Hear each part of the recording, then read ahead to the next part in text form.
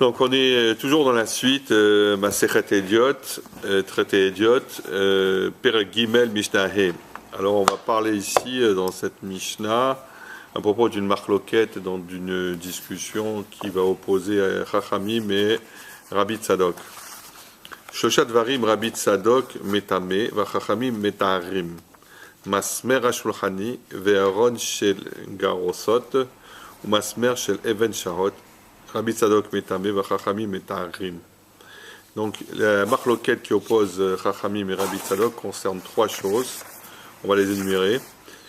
Le premier point, c'est Masmer HaShulchani, on traduirait en hébreu comme le clou du changeur, donc celui qui changeait l'argent.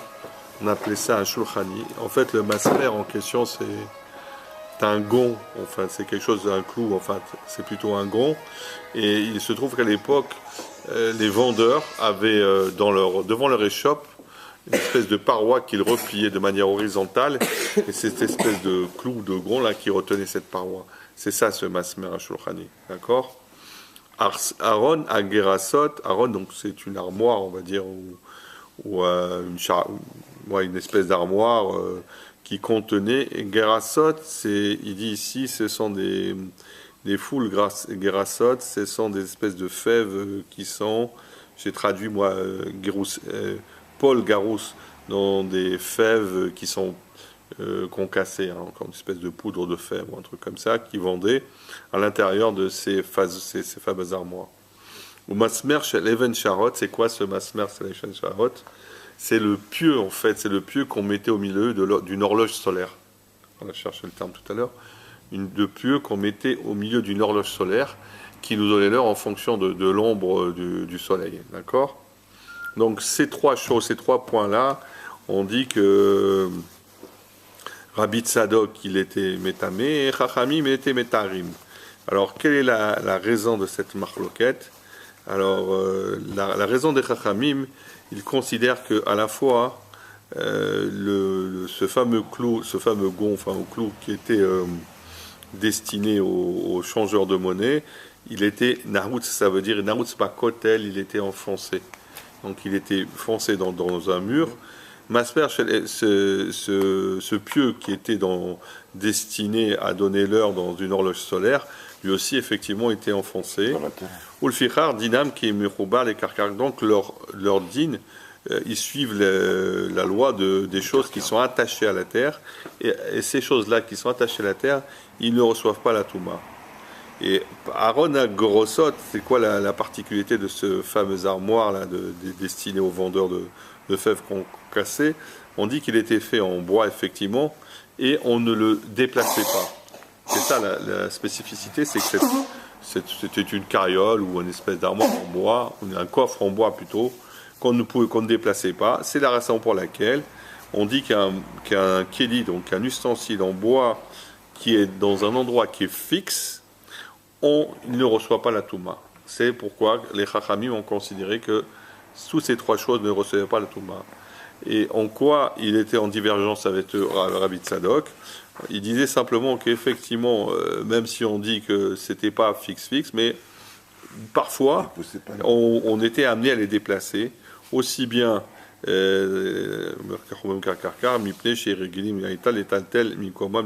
parfois on déplaçait aussi bien ce fameux gant du Shulchani, du changeur de monnaie, que ce pieu qui était dans l'horloge solaire, et aussi on était parfois amené à déplacer ce coffre-là qui était destiné à ces vendeurs.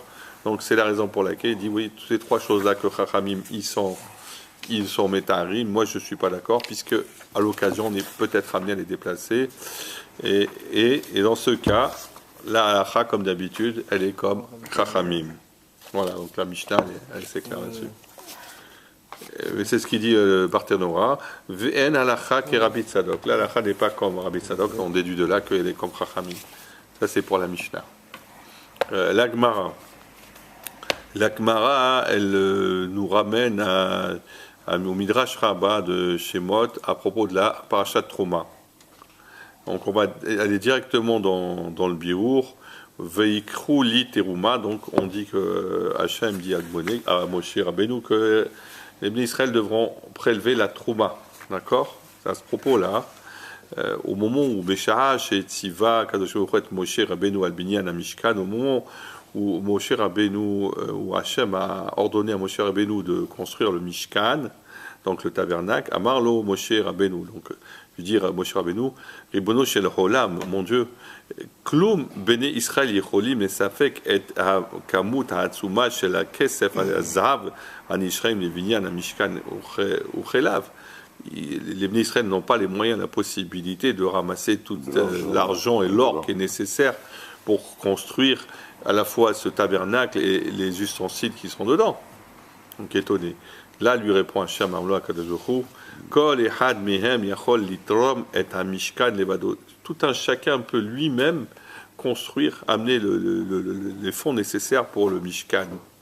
Pourquoi? Shere bidehem rechush atzum verav shenu me'amisrim ou bazit ayam. Donc effectivement, au moment de la sortie d'Égypte, ils ont ramené de grosses quantités de richesses.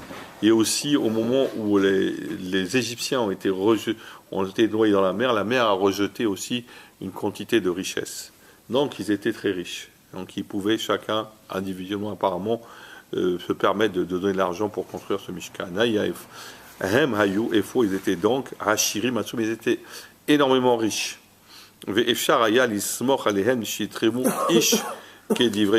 On pouvait chacun lui demander, chacun en fonction de ses moyens, il n'y avait pas de difficulté. Donc c'est pourquoi après un certain temps, il était contraint, Moshe, de proclamer qu'il devrait prélever Hekev Rodef Atroma, donc de l'argent pour la Troma.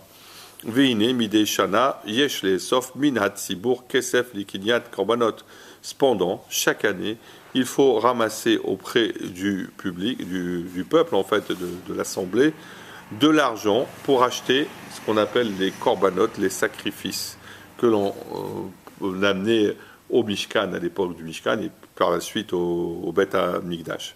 Par contre, pour cet aspect-là des choses, donc pour le fonctionnement quotidien, donc ces korbanot, là, on ne s'appuyait pas sur les dents. Là, particulièrement, la kolechat nitztave, la tête mahatzit shekel. Là, il y avait l'obligation de ce qu'on appelait le mahatzit shekel, le demi-cycle d'argent que l'on donnait par tête. En fait, chaque adulte était contraint de plus de 18 ans de donner pour le fonctionnement quotidien du Bet HaMikdash, à savoir l'apport des korbanot. Madouar, pourquoi? Alors, Shal Vehana Beder Hadarush Rabbi Zalman Sorotskin Bidguvat Leitonai chez Nissa les Kanter et Olam Torah. Donc, qu'est-ce qui s'est passé à un moment donné?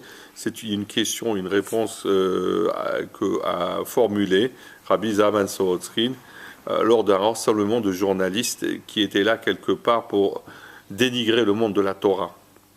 C'est ça les Kanter. Hayaze Kacher Metsuka, donc au moment de la fondation des Yeshivot Blita Gavra, il y a besoin de fonds. Necha Magbit, on a organisé en fait une collecte, une grande collecte pour sauver ces Yeshivot.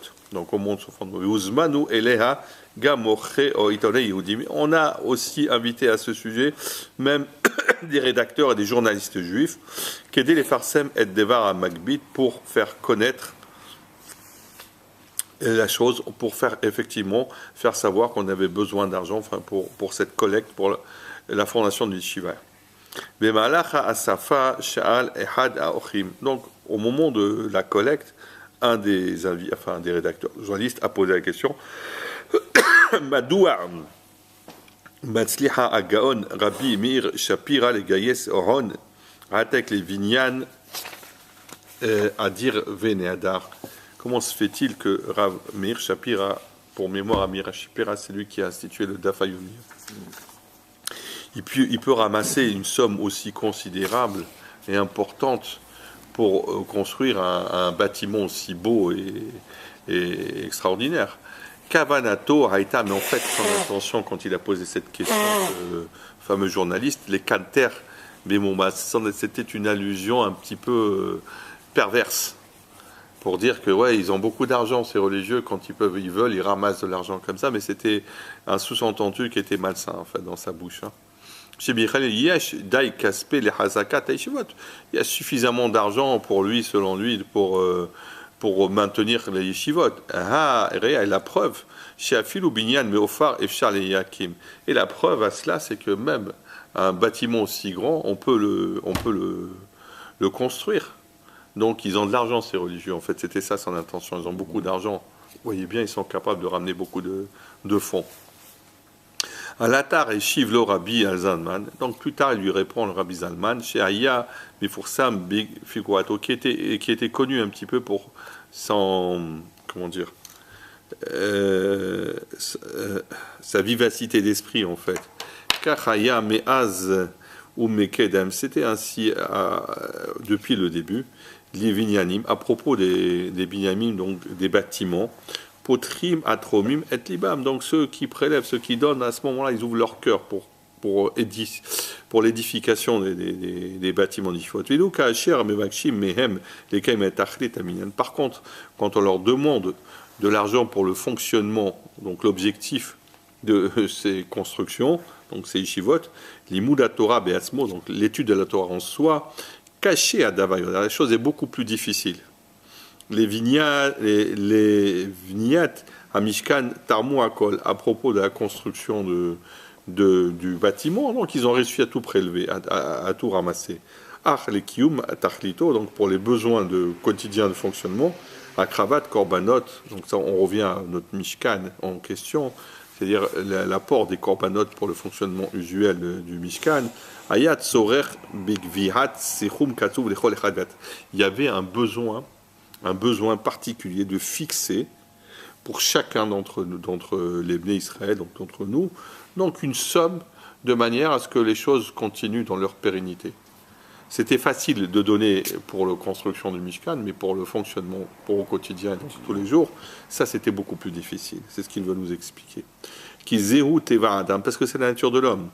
Ha-shoef le-hatzniah hatzmo bedavar shirure mul heinav, quelqu'un qui, bon, on peut comprendre qu'il peut se mobiliser pour des choses qu'il va voir lui en face de lui, quelque chose de concret. Par exemple, des pierres, anivnot likir, des pierres qui sont nécessaires pour construire des murs. Et sim amenu sarim la halom, donc du bois qui est nécessaire pour fabriquer des fenêtres. Ou barzel anaase lig derot, et donc du métal pour faire des barrières. Ar mazon ou mihya lelomde Torah. Cependant, de la nourriture et pour couvrir le pain et la nourriture des besoins quotidiens des étudiants de Torah, Miro, qui voit ça? C'est pas concret, c'est pas quelque chose de concret, on voit pas ça. Non, donc c'est facile de mobiliser les gens on voit une construction, mais bon, le quotidien, personne ne voit.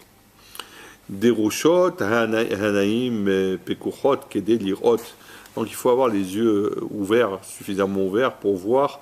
Et à Sachar Arav, le mérite important, le salaire important, à Mitzdaber Barolam, qui est assemblé dans le monde, Abba, qui est dans le monde futur, les Mich est bonnet pour celui qui construit, et Olamam, chez l'homme des Torah, pour celui qui construit le monde de ceux qui étudient la Torah. C'est ça le mérite. Agav, et au passage, et Advarav Harifim, Siem Rabbi Zalman Bilvoa. Donc ces choses un peu piquantes, a conclu avec ça Rabbi Zalman, on dit Binvoa, donc visionnaire, on va dire comme ça. Batouar, c'est évident, je suis sûr, Ani qu'il est Achar chez Yesayem Rabbi Meir. Je suis certain qu'après que Rabbi Meir, donc Shapira, après qu'il ait fini la construction à Binyana, à Meforat chez Shivato, la construction de son très bel édifice de Yeshiva, en fait, où il cachait, là il va se fatiguer, les chassot pour couvrir et halut haotsaot ashotfot, pour couvrir les dépenses courantes de fonctionnement de cette yeshiva. Vechen kaya, et ce fut ainsi. Voilà. On va aller à la halacha. Matzav hatavshil shebo lo hasheshu shema yahte. Donc, situation d'une marmite, en fait, tavshil, d'une marmite que l'on ne craint pas, que l'on va être amené à attiser. Donc il y a un interdit toranique de attiser le feu pendant Shabbat. Et c'est de ça dont on va parler. נחלקו הראשונים באיזה מצב של התבשיל להיות כדי שיהיה מותר להשעותו על גבי האש מערב שבת ולא יהיה בזה חשש שמא יחטא. Donc il y a une discussion rabbinique à propos d'une nourriture qu'on va laisser, donc une marmite qu'on va laisser sur le feu. On est le feu allumé, hein, on parle de ça. Et le veille de Shabbat, et on va laisser cuire Shabbat donc sur un gaz ou une gazinière. Ou à l'époque, effectivement, c'était des braises, parce que c'est ça qu'on était amené à utiliser, et sans qu'on ait une crainte qu'ils ne bougent pas, ces braises, et qu'on transgresse un interdit. Yesh min arishonim, certains de poskim, les premiers poskim rishonim, chez Sovrim, qu'ils pensent, chez Rak, ka'asher atavshil nidbashel kol tzorcho vehu metzamek vera alo. Donc ils pensent que uniquement dans le cas où cette nourriture a été entièrement cuite et que même on arrive à une situation où quelque part elle va sécher en fait, on va tellement cuire, un surplus de cuisson je veux dire, et que la nourriture ne soit pas extraordinaire. Dainu chez Adam hatsav ka'asher hu mityabesh ou mitkavetz mehamat rov abishul, qu'un homme ne pourra à la limite presque pas consommer parce que ça sera trop cuit en fait, cette situation-là. Que dans cette situation-là, mutar le hashoto al gabesh, qu'on pourra le laisser sur le feu. Ar imlo nitbashel kortzorko, cependant dans le cas où il n'est pas entièrement cuit, afilu nitbashel kortzorko arhu metzamek. Alors, qu'est-ce que j'ai dit? Mitzamek. Afilu même s'il est cuit entièrement, arhu mitzamek, donc il mijote. Veyafelo, il est bon pour lui. Daïnou chez Adam, sa mère, Kacherou, Marbé de Bachet, parce qu'un homme il est content quand la nourriture est bien mijotée. À ce moment-là, il considère qu'Assur les Hachrot, chez Maïe des Tzorch Bichoul. Quand c'est les grillés, elle crame, elle est pas bonne, elle brûle, donc il n'y a pas de crâne quelque part qui va être. Même si elle reste quand même mangeable finalement. Je sais pas si c'est mangeable, mais dans ce cas-là, si vraiment. Il est en train de dire que dans ce cas-là, ces Rishonim pensent que si tu le laisses réellement mijoter pour qu'elle soit meilleure, Asur li yashrot, Shema yahte, les tzochar bishulo. Et à ce moment-là, il ne faut pas attendre. Parce que ça va lui procurer du plaisir. Veyesh minashrim, d'autres ne pensent pas comme ça. Chez Afilou, im atavshil hadayin lo nitbashel kol tzorko, et là, Kemachal ben derosai, donc il considère que même si la nourriture n'est pas suffisamment cuite, mais uniquement ce qu'on appelle Machal ben derosai qui considère qu'à moitié cuite, mais comestible, on va dire. Je crois que c'est un tiers de cuisson, ça représente. Moutar les hashrot, chez l'eau, hachishou bazé, chez ma yahate. Là, il pourra attendre, parce que là, on ne va pas craindre. Yahate, c'est toujours notre crainte, c'est qu'il va être amené à bouger, en fait. Yahate, c'est bouger. Bouger les braises, c'est ça, en fait. Attiser. Mikevan, chez Raoui, les achila, aliédé, adhag. Parce que même dans ce cas-là, si elle attend jusqu'à là, à ce moment-là, en cas de force majeure à trac, quand on peut, ça peut être comestible, même si c'est pas très bon. D'accord? Et là, on peut laisser jusqu'à ce moment-là. Là, on ne va pas craindre qu'il va être amené à attiser le feu. D'accord? Qu'est-ce que dit le Shulchan Aruch à ce propos? Pasak mehikar din kedehat rishonim. Lui, il pense comme les rishonim, donc la première opinion. Vea Rama, donc le Rama. Katav venahagu lehakel kizvera choda. Le Rama n'est pas d'accord. Lui, il pense comme la deuxième opinion.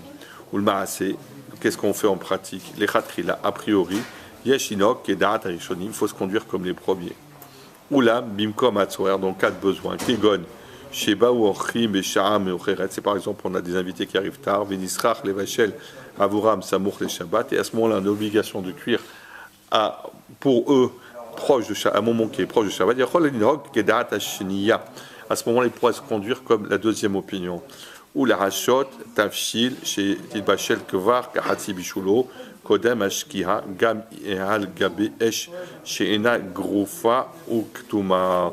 Donc il pourra laisser effectivement cuire cette marmite avant qu'il a commencé à cuire avant la Shkia, donc avant l'entrée de Shabbat, même sur du feu qui n'est pas Groufa et Ktuma, c'est-à-dire que à l'époque, qu'est-ce que c'est Garouf Thomas?